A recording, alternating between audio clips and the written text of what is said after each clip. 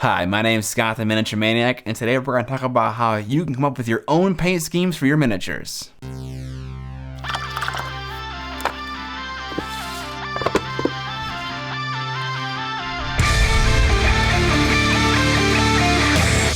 What up, Mini family? One of the most frequent questions I get about miniature painting is, what color should I use for this mini? I don't know, red? To which their inevitable response is, Well, I don't really like red. Inside all of you is an opinion, and you don't really realize it until something has been taken away or restricted. I first started to realize this with my wife when we couldn't decide between two restaurants to go to. I would just do this. All right, I'm gonna roll this die. On a 1, 2, and 3, we're going to Portillo's. On the 4, 5, 6, we're gonna go to Popeyes. All right, looks like we're gonna go to Popeyes. I actually wanted Portillo's. My mission in this video is to extract what's already inside of you, to have you come up with your own paint schemes with your own ideas. And I have two assumptions while making this video. One, you're interested in making your own paint schemes and not copying someone else's like the box art. And two, you're not visually impaired. There are tons of resources out there for my colorblind people, but not being colorblind myself makes it so that I can't really speak to those resources very well. This video is going to be broken down into 3 parts. We're going to obviously pick a color scheme, and this is going to take probably the longest time because it's the most important thing. And then we're going to test the scheme without applying paint to the miniature just yet. And then finally, we're going to make our paint scheme efficient for large quantities of miniatures, like an army for instance. All right, well, let's do it. I always do this thing where it's like more to one side than the other.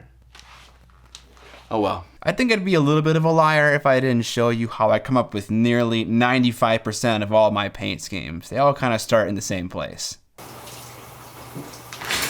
There's something about the warmth and steam of a shower that opens up your mind to the mysteries of the universe. You need to marinate with your ideas. I literally sit here and run through various color combinations, and in 3 to 4 showers worth of time, I typically have a good idea for my army that I'm gonna run with. The shower method doesn't really work for everybody, so another good spot to start is your favorite color. And this can sound a little bit trivial, but if you're painting something like a Space Marine or a mech or a Stormcast Eternal where the model is largely one tone, this can really work. It can either be a color that you enjoy painting or a color that you just like. I know a tone that I enjoy painting a lot is Evergreen, a bluish-greenish tone. Another thing I'll say about your opinion is that you should listen to it. At any point in this video, if I show you a scheme and you go, Ick. Don't form your opinion based on what I like or what anyone else likes for that matter. Your models will be special and unique because they're painted in tones that you like and not somebody else. Another good idea would be to get inspiration from other art. Look at movie posters, 80s album art, graffiti, other 2D illustrations, and get inspired by what colors they use. Often when I'm traveling, I take pictures of graffiti in other cities, saving it for later.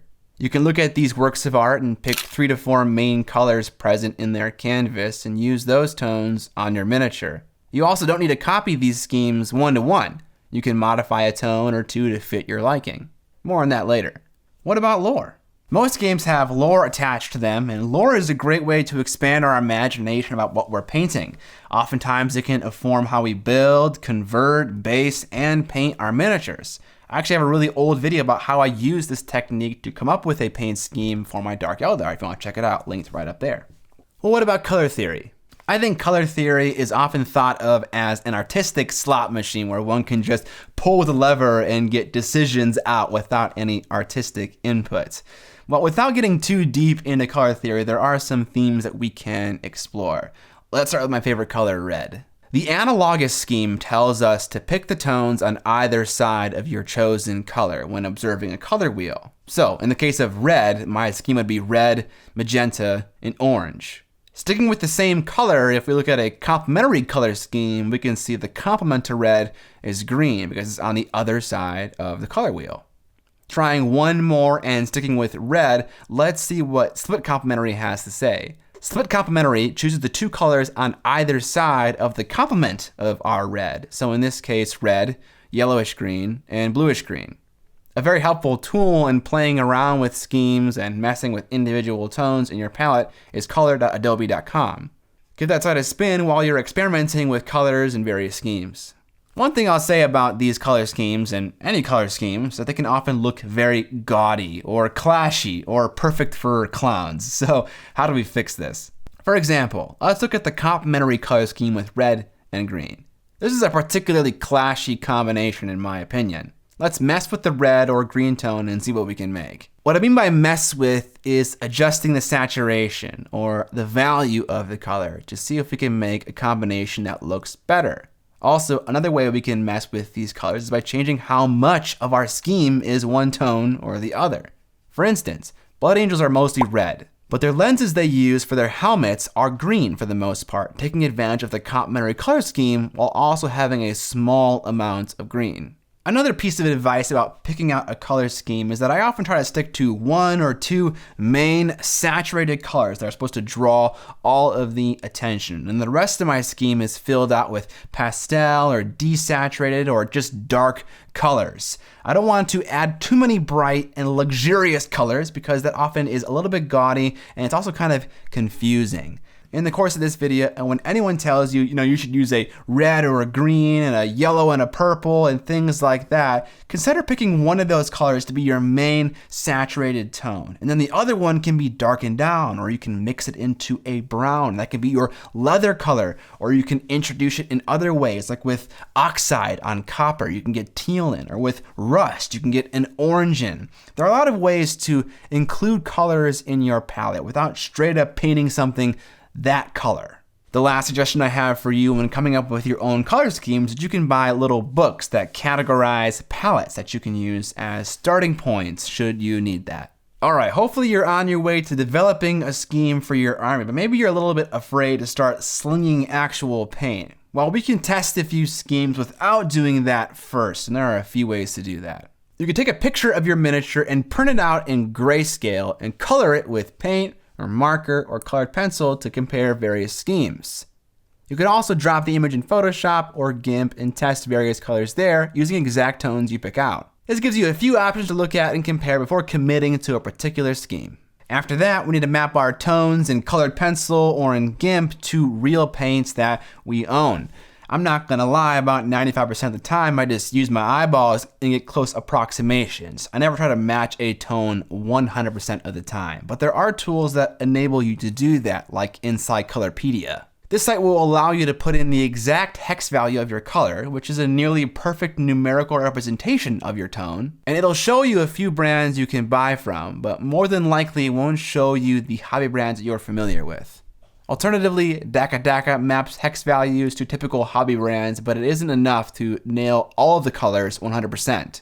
Sometimes you gotta resort to your own good old eyeballs. Unless you're colorblind, then you can't really. Okay, that was a lot of advice, but let's actually do these things on an actual miniature. I got some of the new Slave to the Darkness miniatures here, and I picked them because I know nothing about these models in terms of their lore or color schemes barring the box art. Let's see what I can figure out. Step one for me is to read a book. I got this book called Scourge of Fate, which is about a Chaos Champion's path to becoming a Varan guard, Archaon's personal bodyguard. The story isn't exactly what I'm after, it's more the characteristics of the people in the story. After reading this book, I found out that Slaves to Darkness are individualistic. In fact, one of the main reasons their armor is black in the box art is because they don't pay homage to any one god over the other. They realize their power, but don't want to be in anybody's pocket. Their independent women don't need no man. Their culture is steeped in religion and ritual, their purpose is war, and they're incredibly violent. Some of the dudes in this book eat the corpses of their recently slain enemies post-battle. Heck yeah, brother. Alright, I kind of understand how these people think now, so let's come up with a small backstory to influence our color scheme. I think I'm going to start with silver armor. These people are pretty practical, so painting the armor wild tones seems a little out of character. What if my army was on a long-term campaign in Ulgu, the realm of shadows in Age of Sigmar lore? They're trying to recover some magical artifact or something, but it's taking longer than they expected. Because of this, their armor is starting to take on some weird magical effects, like color shifting. I could do a purple shadow on one side and a green shadow on the other. We don't know a whole lot about Ulgu, the realm of shadows in Age of Sigmar lore, other than it's dark and mysterious, and it's home to a big, black, dark elf dragon called Malarion. Maybe a problem with going on a campaign in Olgu is that you're constantly being bombarded by dark elf, half dragon things. Maybe my army can have a lot of motifs of dragons, or they can have literal dragon scales on their armor. It's a good idea. All right, I'm kind of digging this idea, but let's compare it to some other schemes that I developed based on other techniques in this video, like albums or other graffiti. If I'm being honest, I'm way more invested in the scheme that I created a story for, so let's go with that. All right, we got our miniatures, we got our scheme, we got our colors. Let's actually paint this miniature now. I'm gonna do exactly what I did in my speed painting a Space Marine video, but to summarize, here's what it is. I'm gonna create a paint plan and paint a test model, timing each step to see where I'm losing the most time, and then adjust my plan to see if I can save time while also achieving the goals that I set out to achieve. For this model, I'll be starting with a base coat of silver. Silver tends to get everywhere when applied with an airbrush, so I want to start with the messiest thing first. Then, I base coat the fur of his cloak with an airbrush again. I'm not too concerned with a little bit of overspray at this point. I can always reapply some silver paint and still save time versus applying this same color with a brush on the fur over a black undercoat. Now, I'll come in with some purple and green ink to apply my shading and get my not color shift look. I base coated this model in a dark silver because my intent later was to sponge on some super bright silver to give the model some texture. This is a good sheet to not having a lot of blending, something to break up the large surfaces. I then base coated the copper elements, which broke up a lot of the similar tones in my scheme, but also took the longest.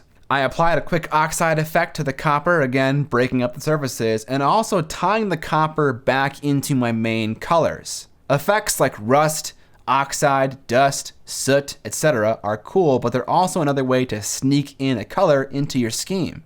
Now, I'll clean up all the black stuff like his cape and various other details, and I'll do a quick highlight of those details with purple. I'll wash the fur and slap on a quick highlight, and as my last step, I'll use an enamel panel liner to add some definition to the various metal bits. In 27 minutes and 25 seconds of exclusively painting, I got this result. It's a little lackluster, and I feel like I'm okay spending a little bit more time on the warriors in my army to spruce up the paint scheme, so let's give that a shot. To update this scheme, I hit the model with a much brighter silver and sponged on some black paint for my battle damage. Went more intense with the purple and green from below, and used glossy black acrylic wash instead of enamel. Because the silver I used is so glossy already, the wash acts almost like an enamel wash and sinks into the recesses really nicely while also drying quickly. I only added on one extra step, and with a few better decisions, I got a much better result. I got one more model, let's see if I can improve some more. What's even better is this model has a scaly dragon cloak and is carrying an elf head. How perfect for my backstory. For this one, I not only sponged on black, but I also sponged on some white metallic color for even more texture. And I also sprayed on some blood on him because these dudes are violent dudes. A couple more steps and a little bit better. I like how the sponged on bright silver can act almost like a rough highlight to the silver. It shows the texture of the metal while also being incredibly fast to apply. Here are my 3 trial paint jobs for my army scheme. I really like experimenting with scheme and timing it over the course of 3 miniatures. You get a good sense for how your ideas actually translate to real life, and you can tinker with them in low volume tests to get really good results or save time.